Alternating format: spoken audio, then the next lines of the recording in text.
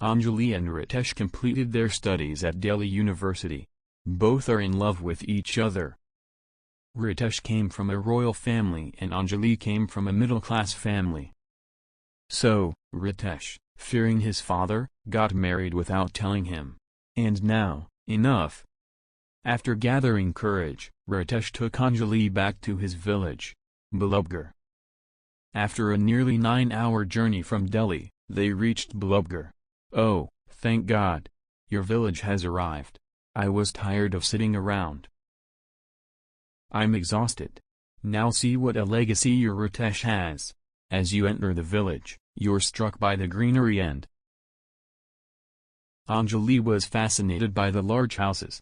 After a while, the car pulled up to a luxurious mansion. It stops. Oh my God! Ritesh's parents, Thakur Mahesh and Thakur An, are at the mansion gate. Malti was standing with Birju, one of her servants. Anjali was a little hesitant to see them. Hello Mom. Hello Dad. Ritesh, if you are my only son and my legacy, if you weren't the sole heir to, we would never have approved of your marriage. Anyway, let's go. Come in.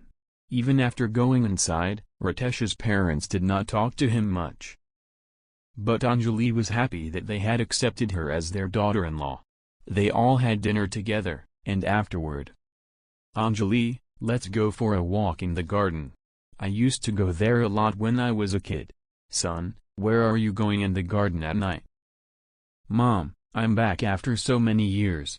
Please don't stop me. Let's go, Anjali. Ritesh and Anjali. After leaving the mansion, we strolled through the garden. Ritesh, the environment here is so romantic. Yes, dear, it felt peaceful when we were young. It was now that you're with me, it feels romantic. Hearing this, Anjali smiled. And Ritesh. She pushed aside and ran away. Hey Anjali, what's this childishness? Find me, Ritesh. Ritesh began searching for Anjali, who, in a playful manner, was hiding from tree to tree, keeping an eye on him. Had come a long way. Then, Sagat. He hears a girl crying. Whose voice is that? So late at night in this place? He looks around. He saw a girl at a distance wearing a black sari and her face was covered with a veil. Anjali hesitated a bit, but the girl started crying even louder. Who are you? Why are you crying like that? The girl came at lightning speed and grabbed Anjali's hand. Then suddenly, his weeping turned into a terrifying laugh. Seeing this, Anjali became very scared and screamed. Anjali screamed, freeing her hand from his and running back. She felt the girl is still following him. Then she bumps into Ritesh. Ritesh Anjali. She hugged Ritesh tightly. Hey, what happened? Ritesh, there was a girl there. It's terrible. She was crying all over. Enough Anjali, enough joking. Let's go home now. Ritesh Anjali. Ignoring her words, he took her with him. After they both went to the room, they lay down. But Anjali was now filled with fear, wondering who that girl was and why she was lying there. She was crying like. After that night, Anjali felt that girl was everywhere she went. With her. When she's sleeping, it seems she's sitting at his bedside. She's working in the kitchen. If she were doing it would seem like she was standing behind him. But she hadn't harmed Anjali yet. So, until now. Ritesh didn't believe Anjali. 9 months passed slowly. Now Anjali. She had become a mother. She was focused on caring for her child, and her focus on the girl diminished. I named her after you. I want a name that matches my name. How about Rohan? Rohan, I don't know very well. That would be nice. Hearing this, Anjali smiled. Now Ritesh was busy with his work, and Anjali, she was completely devoted to raising Rohan. One day, Ritesh was in Delhi on business. Anjali was in her room. She was sleeping with Rohan when she heard the same voice. She woke up with a start, breathing heavily and sweating on her forehead. It was then she realized Rohan wasn't next to her. Where has my Rohan gone? He heard the same crying sound again and saw the girl in the corner of the house. She's sitting with Rohan sleeping in her lap. Seeing this, Anjali's feet are on edge. Past. Rohan stepped forward and lifted him from her lap. But the girl. He grabbed Anjali's hand.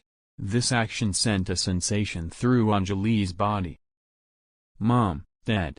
Saying this, she swiftly snatched Rohan from her lap. "My child. My child. What happened? Why were you screaming so late at night? Dad, there's a girl here. This," he said, pointing to the wall. So, the girl wasn't there anymore. She must have watched a horror movie before bed. These urban people. Girls are always up to these dramas. Let's go back to our room. Anjali went to her room and lay down, hugging Rohan. Today's incident had only increased her fear. The next day, when Ritesh returned home. Ritesh, however, was told everything by Anjali. But this time too, Ritesh refused to believe her. "I didn't believe it. But one night, Malti was sleeping in her room. Then she heard the same crying sound. A voice sounded and she opened her eyes. Who is it?" she called out to Mahesh. She didn't wake up and left the room. Only then did she find the same body lying on the floor in the corridor. "The girl is sitting and crying, Rudali." Saying this, Malti ran away from there and entered Anjali's room in a hurry. "What's wrong, Mummy? That girl is after me. Save me, daughter-in-law, save me." Then a crying woman arrived. She grabbed Malti's leg and began dragging her rapidly. She took me to a room. The door closed automatically. "Mom." Anjali and Ritesh started banging on the door, but it wouldn't open. "Dad, come quickly." Mahesh left the room and reached there. Just then the door opened, and Malti's headless face appeared. S body fell out. The three of them were horrified to see this. Malti's death had cast a pall of gloom over the house. But now Anjali's fear had reached its peak. "You hadn't seen me before. You've lied enough. But now you have to tell me what you've been hiding from me. Who is that girl? I really don't know Anjali. I wonder who she is." "She's a Rudali." "A Rudali? Which Rudali, Papa?" 22 years ago, I used to go for a walk in the woods every evening. One evening, I wandered until night fell. And I was very thirsty. Then I saw a small hut. I went to the hut to get a drink of water. There I met Shugana. She was a very beautiful girl. She was a Rudali by profession. It was whenever there is a death in a home, a Rudali is called to express grief. She sits beside the deceased and cries loudly. Shugana and I met for the first time. We liked each other. After that, we started seeing each other every day. We spent many nights together, and Mahesh, you can tell your father about our wedding. When will we talk about? I can't even muster the courage to talk to him. What should I do? What are you saying? Do you even know? And I'm pregnant with your child. Hearing him say this scared me. I regret my mistake. I stopped seeing her. Several months later, she arrived at the mansion one day with a baby in her arms and he told your grandfather everything. He looked at me angrily. Then, regaining his composure, he said to Shugana, "Don't worry. Don't do it, daughter. You will marry Mahesh only." Hearing this, she was very happy and your grandfather gave her a room to stay in. I was also very surprised by his decision. But at night, when she was sleeping, so they executed their original plan. Your grandfather took me to his room.